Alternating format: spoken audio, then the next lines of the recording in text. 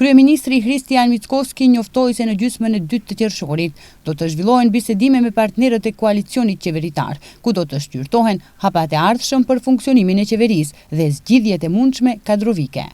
Duke u përgjigjur pyetjes së gazetarëve lidhur me dorëheqjen e zëvendës kryeministrit për qeverisje të mirë Arben Fetai dhe rikonstruimin e mundshëm të qeverisë, Mickoski tha se bisedimet përfundimtare do të zhvillohen pas përfundimit të proceseve të brendshme partijake. Ai theksoi se aktualisht vëmendja është përqendruar në riorganizimet dhe rekonstruimet e brendshme në parti. Втора половина на јуни седнуваме со владините партнери.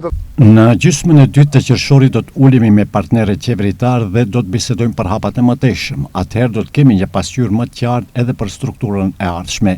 Planifikojmë që këto aktivitetet i përfundojmë deri në mesin e qershorit, ndërsa më pas në gjysmën e dytë të muajit do të ulemi me partnerët e koalicionit dhe do të bisedojmë për hapat e ardhshëm. Kryeministri Mickoski gjithashtu theksoi se nuk sheh arsye për largimin e partisë Znam nga koalicioni qeveritar, pavarësisht faktit se deputeti Mile Cekov është larguar nga partia dhe nga shumica parlamentare.